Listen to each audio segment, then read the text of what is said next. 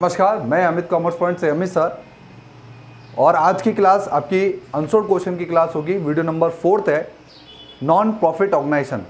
Yes, ये RBSC में भी आया है चैप्टर और सीबीएसई में भी आया हुआ है, तो दोनों क्लासेस के लिए इंपॉर्टेंट है। एग्जाम्पल नंबर 24 है, ओल्ड एडिशन की बुक है टीएस गिरवाल की।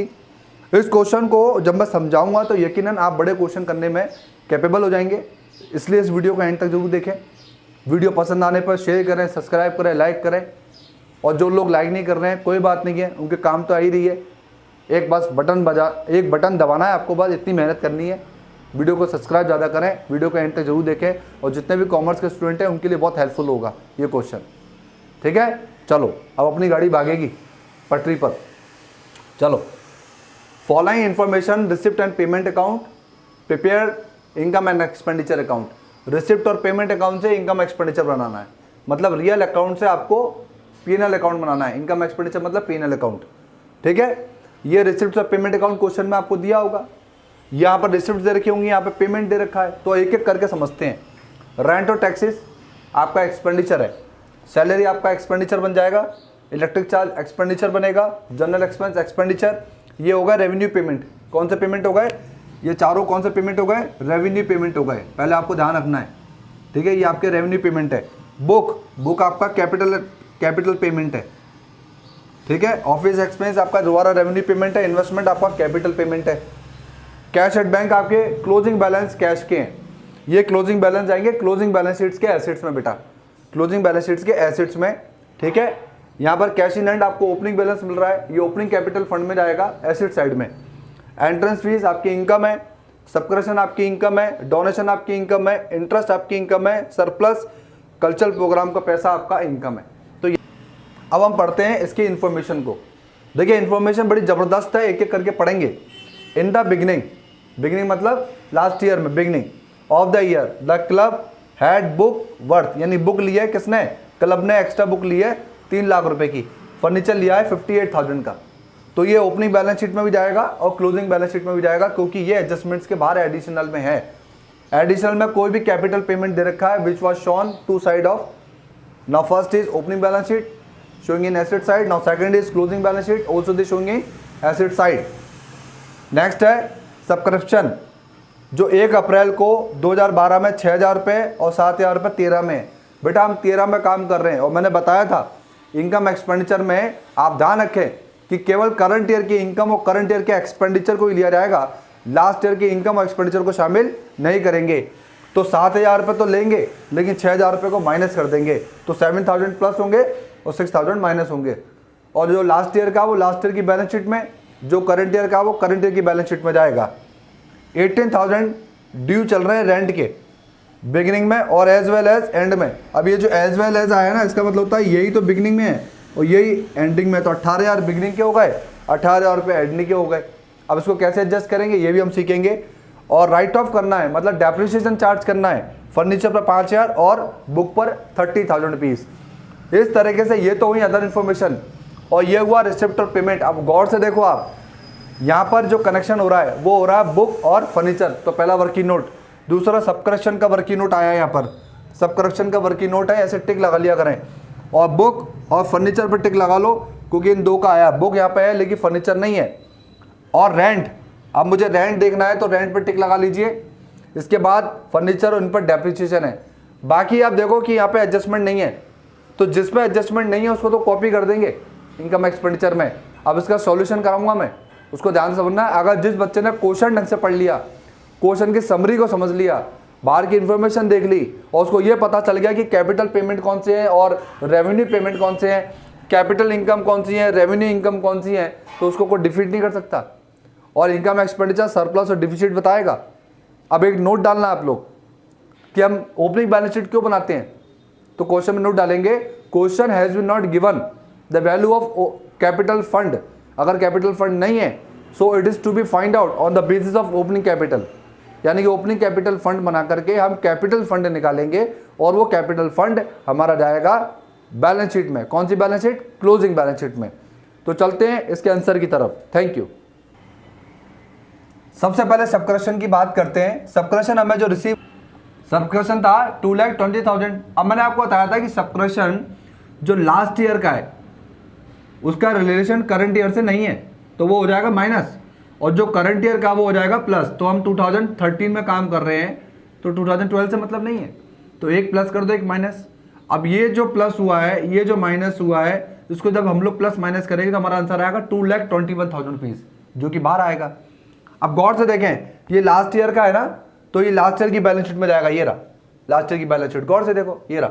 अब आउटस्टैंडिंग क्योंकि इनकम में तो इसलिए एसेट्स में जाएगी, और ये जो हमारा करंट ईयर का आउटस्टैंडिंग सब्सक्रिप्शन है वो करंट ईयर की बैलेंस शीट में देखो ये रहा 7,000। तो आपने देखा कि इनकम एक्सपेंडिचर में अगर आउटस्टैंडिंग आ रही है इनकम में, तो इनकम की आउटस्टैंडिंग में लायबिलिटी में नहीं, एसेट्स में शो कर रहा हूँ। ओपनिंग मतलब लास्ट ईयर वाली लास्ट ईयर में जाएगी, ओपनिंग का मतलब यहाँ पे लास्ट ईयर से है, और क्लोजिंग का मतलब यहाँ पे करंट ईयर से है। तो करंट ईयर वाला करंट ईयर में और लास्ट ईयर वाला लास्ट ईयर में। ये हुआ पहला। एंट्रेंस फीस का कोई एडजस्टमेंट नहीं है, सीधा वहां से कॉपी करके पेस्ट कर दो। डोनेशन की कोई इन्फॉर्मेशन नहीं है, कॉपी करके पेस्ट कर दो। इंटरेस्ट की कोई इन्फॉर्मेशन नहीं है, कॉपी करो पेस्ट कर दो। सरप्लस कॉपी करके पेस्ट कर दो, क्योंकि इनके एडजस्टमेंट्स क्वेश्चन के बाहर नहीं थे। ठीक है, अब आ जाओ एक्सपेंडिचर में। वहां जो पेमेंट साइड है वो यहाँ पे एक्सपेंडिचर है। पहला है rent and taxes, total amount दे रखा है क्वेश्चन में 86,100, एज वेल एज आया था 18,000 रुपीज। तो एंडिंग में भी आप प्लस कर दे और लास्ट का आप लेस कर दे। अब देखो ये जो है 2012 का है और ये 2013 का है। 13 में हम काम कर रहे हैं इसलिए प्लस कर रहे हैं, 12 में हम काम नहीं कर रहे इसलिए माइनस कर देंगे। ठीक है, तो ये आ गया 86,100, वो ही आ जाएगा। अब ये जो आउटस्टैंडिंग है बेटा ये एक्सपेंस में है, और एक्सपेंस के आउटस्टैंडिंग ओपनिंग और क्लोजिंग दो हैं। अब मैं बैलेंस शीट भी दो बना रहा हूं, तो ओपनिंग आउटस्टैंडिंग ओपनिंग में और क्लोजिंग आउटस्टैंडिंग क्लोजिंग में। सिंपल सी बात, ये करंट ईयर ये लास्ट ईयर। अब आगे सैलरी कॉपी एंड पेस्ट, कोई एडजस्टमेंट ही नहीं है। इलेक्ट्रिक का कोई एडजस्टमेंट ही नहीं है, copy and paste. General copy and paste. Depreciation जरूर लगाना है, और डेप्रिसिएशन में ध्यान है आपको कि जो हमारी बुक थी वो 3 लाख रुपए की थी, और जो फर्नीचर है वो हमारा दे रखा क्वेश्चन में डेप्रिसिएशन देखना आप, वहां पर लिखा हुआ depreciation charge on books and furniture. Books पर 30 और फर्नीचर पर 5,000 रुपीज, वो का वही लिख दो, और टोटल आ गया 35। अब हम इसको पहले क्लोज कर दें, बाद में बैलेंस शीट देखेंगे। तो उसको जब टोटल करेंगे तो टोटल 1, 2, 3, 4 एंड 5, इन 5 आइटम को जब प्लस करोगे तो टोटल आएगा 3,94,600। इस 3,94,000 में से यानी कि इनकम साइड और एक्सपेंडिचर साइड का टोटल कर लेते हैं। अब 1, 2, 3, 4, 5, 6 को जोड़ेंगे तो टोटल आएगा 2,93,800। अब आप देखिए कि इनकम ज़्यादा है या एक्सपेंडिचर, तो इनकम ओवर एक्सपेंडिचर, यानी कि यहाँ पे इनकम ज़्यादा हो रही है और एक्सपेंडिचर कम हो रहे हैं, तो डिफरेंस आएगा 1,08,000। ये आ गया 1,08,000, और इसी को बोलते हैं सरप्लस यानी कि प्रॉफिट। अब आपको मालूम पड़ गया कि इनकम एक्सपेंडिचर क्यों बना रहे हैं, हम सरप्लस या डिफिसिट निकालने के लिए बना रहे हैं। अगर इस क्वेश्चन में डिफिसिट आता तो हम क्या करते हैं, एक्सपेंडिचर माइनस इनकम। अब यहाँ पर क्योंकि इनकम ज़्यादा है इसलिए सरप्लस आएगा। ठीक है, और 90% क्वेश्चन में सरप्लस ही आएगा। अब चलते हैं ओपनिंग बैलेंस शीट की ओर। ओपनिंग बैलेंस शीट में कैश जो वहाँ पे गिवन था टू बैलेंस BD, वो लिख दीजिए 1,41,300 सॉरी। सब्सक्रिप्शन मैंने बता ही दिया। बुक जो बाहर दे रखी थी 3 लाख रुपए की, वो कॉपी कर दो। फर्नीचर जो बाहर दे रखा था 58, वो कॉपी कर दो और उसको जोड़ लो 5,05,300। और इसमें से जो आउटस्टैंडिंग रेंट है वो लेस कर दो, यही आपका कैपिटल फंड है यानी क्लोजिंग कैपिटल। इसी के लिए, इसी को निकालने के लिए हम लोग बना रहे हैं कैपिटल फंड, मतलब ओपनिंग बैलेंस शीट। अब ये कैपिटल फंड यहाँ चला जाएगा क्लोजिंग बैलेंस शीट में, और सरप्लस ऐड कर देंगे। आउटस्टैंडिंग रेंट पड़ा हुआ है, इनको जोड़ देंगे 6,06,100। अब आ जाओ cash in hand closing copy कर दो, दे रखा है 43। कैश एट बैंक कॉपी कर दो 63,900 कॉपी कर दो। बुक पहले बाहर जो दे रखी थी वो 3 लाख की थी, बुक अंदर भी दे रखी है 31,200, इन दोनों को जोड़ दो। और जो डेप्रिसिएशन लगाया था 30,000, उससे decrease the value of assets, तो माइनस कर दो, बाकी बचा हुआ बाहर 3,01,200। फर्नीचर बाहर दे रखा 58, लेकिन अंदर नहीं है। आप देखना एक्सपेंडिचर में आपको नहीं दिखेगा बुक अंदर, फर्नीचर सॉरी नहीं दिखेगा आपको अंदर, तो 58 ले लो आप बाहर वाला और उसमें से लेस कर दो डेप्रिसिएशन। और last outstanding subscription current year का मैंने बताया था 7,000, फिर जोड़ दीजिए। अगर ये टोटल इक्वल आ रहा है तो उसका मतलब आपने सारे एडजस्टमेंट बाहर वाले सही किए। आपने ओपनिंग कैपिटल फंड में कैपिटल सही निकाली है, आपने क्लोजिंग बैलेंस शीट के अंदर एडजस्टमेंट सही लिए हैं।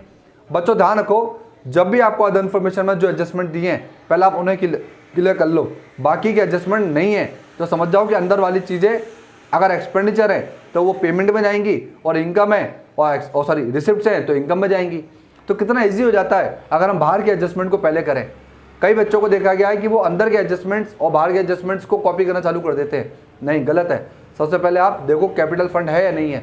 अगर है तो ओपनिंग बैलेंस शीट नहीं बनेगी, नहीं है तो ओपनिंग बैलेंस शीट का एक फॉर्मेट बना लो, क्लोजिंग का एक फॉर्मेट बना लो, इनकम एक्सपेंडिचर का फॉर्मेट बना लो, और जब बाहर की इन्फॉर्मेशन उसको पढ़ लो, और जो जो इन्फॉर्मेशन में कनेक्शन है उन पर टिक लगा दो कि इनके एडजस्टमेंट आए हैं। बाकियों के नहीं आए तो आपको क्लियर हो गया कि मुझे कॉपी एंड पेस्ट करना है, पेमेंट वाला एक्सपेंडिचर में और रिसिप्ट्स वाला इनकम में। तो इससे बहुत ईजी हो जाता है क्वेश्चन करना। क्वेश्चन को समझें फिर करें। 50 क्वेश्चन करने से बढ़िया एक क्वेश्चन की थीम को पकड़ लो कि अरे क्वेश्चन की थीम कैसे क्या चेंज कर रही है। क्वेश्चन में टॉपिक चेंज हो रहे होंगे, खुद का एक क्वेश्चन बनाओ, उसी को सॉल्व करो और पहले बेसिक क्लियर करो। तो मेरी बेसिक की वीडियो पहले आपको दे रखी है मैंने, और लिंक शेयर कर दूंगा मैं, और आप उस लिंक पर जाकर के video number 1, video number 2, video number 3 जब देखेंगे तो आपको पूरा कंटेंट मैंने क्लियर किया है। इसलिए प्रत्येक वीडियो को देखना बहुत जरूरी है। और यूँ तो अमित कॉमर्स पॉइंट की सारी वीडियो देखना जरूरी है, क्योंकि सभी बेहतरीन से बेहतरीन मैं मेहनत करके बना रहा हूँ। तो नेक्स्ट वीडियो में जरूर मिलेंगे एक नए क्वेश्चन के साथ। इन्हीं शब्दों के साथ मैं अमित सर आप लोगों से विदा लेता हूँ। एक बार पुनः बोल रहा हूँ, सब्सक्राइब, शेयर और बेल बटन बजाना ना भूलें। Thank you very much, support me.